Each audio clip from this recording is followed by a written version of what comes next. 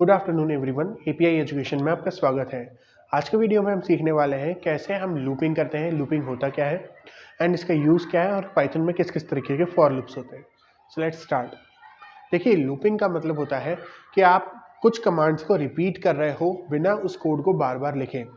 For example, अगर आपको 1 से लेके 1 2 3 4 and so on countdown print करनी है तो उसका एक तरीका तो ये हो सकता है कि आप प्रिंट करें 1 एंड देन आप प्रिंट करें 2 एंड सो ऑन। इस तरीके से आप बहुत सारे प्रिंट स्टेटमेंट लगाते जाएं, बट ये एक एफिशिएंट तरीका नहीं है। ये सिर्फ एक एग्जांपल है। कई बार ज़रूरत पड़ती है लॉजिक बनाने के लिए एक ही तरह की कमांड्स को बार बार रिपीट करने की, लेकिन अलग अलग डेटा के साथ। सो कुल मिला के बिना एक ही तरह की कमांड बार बार लिखे हम जब उसे रिपीट करते हैं उसे हम कहते हैं लूपिंग। पाइथन में दो तरह के लूप होते हैं, एक होता है आपका फॉर लूप और एक होता है आपका व्हाइल लूप। आज के वीडियो में हम फॉर लूप को डिटेल में समझेंगे एंड व्हाइल लूप हम इससे नेक्स्ट वीडियो में देखेंगे। Okay, so let's start. तो फॉर लूप मैं आपको बताऊं ये कैसे काम करता है। अपन क्वेश्चन वही ले लेते हैं। आपको 1 से लेकर 10 तक काउंटडाउन प्रिंट करनी है। देन आप कैसे करेंगे, आप लिखेंगे यहाँ पे फॉर, अब आप लिखेंगे आई इन रेंज। मैं आपको समझाऊंगा कि इसका क्या मतलब है। अभी आप सिर्फ ध्यान दीजिए कि मैं क्या लिख रहा हूँ। आपने लिखा for I in range and then 0 comma जहाँ तक आपको काउंट डाउन करनी है, सपोज 10 तक, कॉलन लगा के इंडेंट ब्लॉक इंक्रीज करेंगे एंड यहाँ आपको जो भी कोड रिपीट करना है वो कोड आप लिखेंगे। फॉर एग्जाम्पल मैंने लिखा प्रिंट आई, ठीक है। तो ये मैंने लिख दिया और एक लूप बना दिया। अब इसको समझते हैं ये कर क्या रहा है। फॉर तो एक कीवर्ड है जो फॉर लूप को स्टार्ट करने के लिए हम लिखते हैं। आई यहाँ पे एक वेरिएबल है, इसकी जगह आप कुछ भी ले सकते हो, आई की जगह आप ए बी सी कुछ भी ले सकते हो। सो आई यहाँ पे एक वेरिएबल है इन मेंबरशिप ऑपरेटर। और रेंज क्या कह रहा है, रेंज एक फंक्शन है जो आपको एक रेंज रिटर्न करता है 0 से लेकर 10 तक की। फॉर एग्जाम्पल, अगर आपने लोअर आर्ग्यूमेंट दिया है 0, अपर आर्ग्यूमेंट दिया है 10, यानी 0,10 आपने दिया है, तो ये इंक्लूड करेगा एक रेंज जिसके अंदर होगा 0 1 2 3 4 5 6 7 8 और 9। 10 जो कि अपर लिमिट है वो एक्सक्लूड हो जाएगी, यानी कि उसको रेंज इंक्लूड नहीं करेगी। इस कारण से अब आपकी ये जो रेंज है ये बेसिकली एक एरे दे रही है 0 से लेके 9 तक का, 10 एक्सक्लूडेड 0 इंक्लूडेड, ठीक है। तो for I in range print I, मैंने सिर्फ आई को प्रिंट कर दिया। तो ये जो वैल्यूज आ रही है ना, ये सारी जो वैल्यूज आ रही है रेंज में से, ये वैल्यूज एक एक करके आई जो वेरिएबल है उसके अंदर जाएंगी। सबसे पहले आई की वैल्यू हो जाएगी 0 और आई की इस वैल्यू के साथ में ये पूरा कोड जो आपने इसके ब्लॉक में लिख रखा है वो एग्जीक्यूट होगा। तो सबसे पहले क्या होगा, आई की वैल्यू हो गई 0 एंड देन इस 0 पे ये कोड एग्जीक्यूट होगा प्रिंट आई, तो 0 प्रिंट हो जाएगा, ठीक है। ये आपका आउटपुट है। देन आई की वैल्यू, अब इससे अगला वाला नंबर लेंगे। 0 अपन ले चुके थे, अगले इटरेशन में एक बार जब हम इस कोड को रिपीट करते हैं तो उसको एक इटरेशन कहते हैं। तो अगले इटरेशन में, यानी अगली बार जब हम कोड इसको रिपीट करेंगे तो आई की अगली वैल्यू लेंगे, यानी कि 1।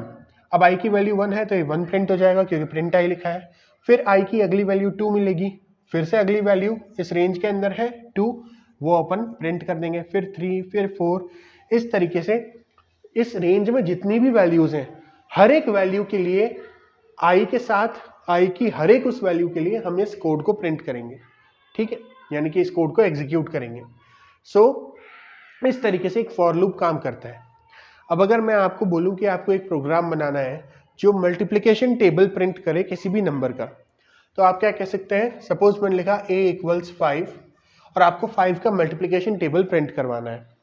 तो आप यहाँ पे काउंट कर रहे हैं 0 से 10 तक। अगर मैं 0 से 10 की जगह इसको 1 से स्टार्ट करवाऊं और 11 तक ले जाऊं तो रेंज क्या बनेगी, स्टार्ट होगा 1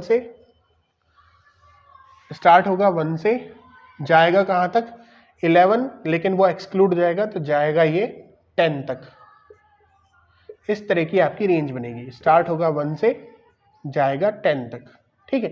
तो ये आपकी रेंज बनेगी 1, 11 के लिए। अब i की हर एक वैल्यू i में जाएगी, तो पहले 1 फिर 2 फिर 3 फिर 4, i के अंदर हर एक वैल्यू एक एक करके आएगी और i की उस हर एक वैल्यू के लिए ये कोड एग्जीक्यूट होगा। कोड को चेंज करके हम क्या कर देते हैं, मल्टीप्लाई का सिंबल लगा देते हैं 5 यानी a से।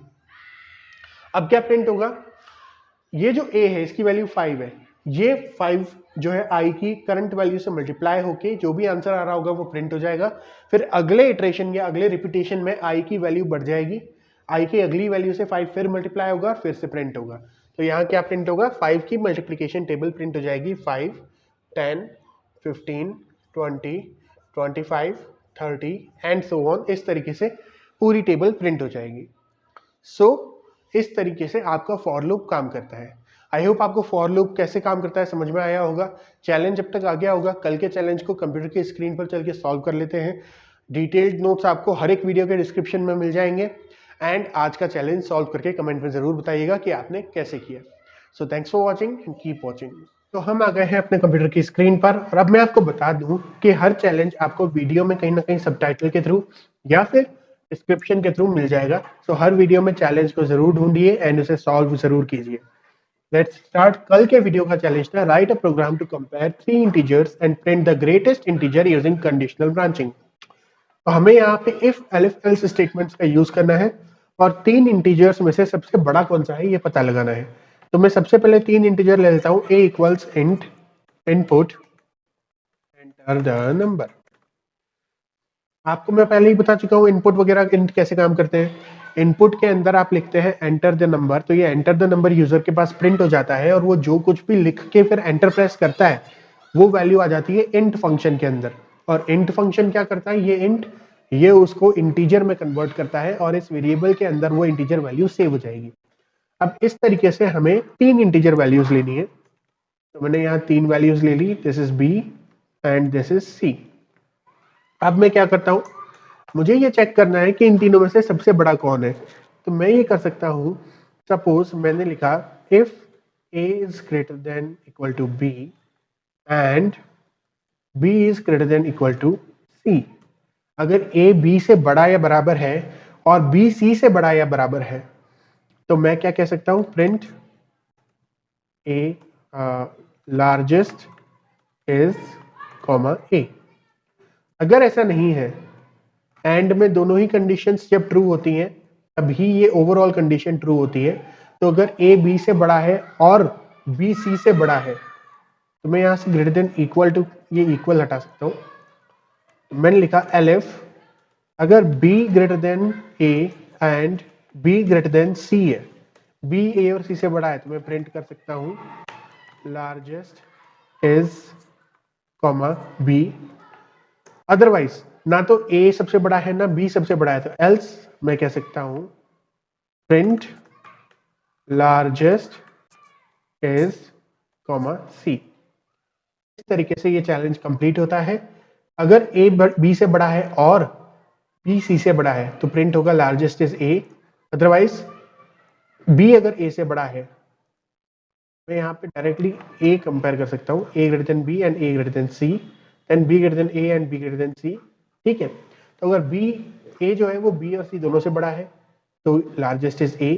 अगर b जो है वो a और c दोनों से बड़ा है तो लार्जेस्ट इज b। और अगर a और b दोनों ही लार्जेस्ट नहीं है तो फिर c लार्जेस्ट है। सिंपल, इस तरीके से ये काम हो जाएगा। सो इस प्रोग्राम को रन करके देख लेते हैं। मैंने एंटर किया 12 3 और 4, तो ये कह रहा है लार्जेस्ट इज 12। ओके, इस तरीके से आपका चैलेंज कंप्लीट होता है। आई होप आपको ये वीडियो अच्छा लगा होगा। कमेंट करके जरूर बताइए कि आपने ये चैलेंज किया या नहीं और आज का चैलेंज जरूर कीजिएगा। Thanks for watching and keep watching.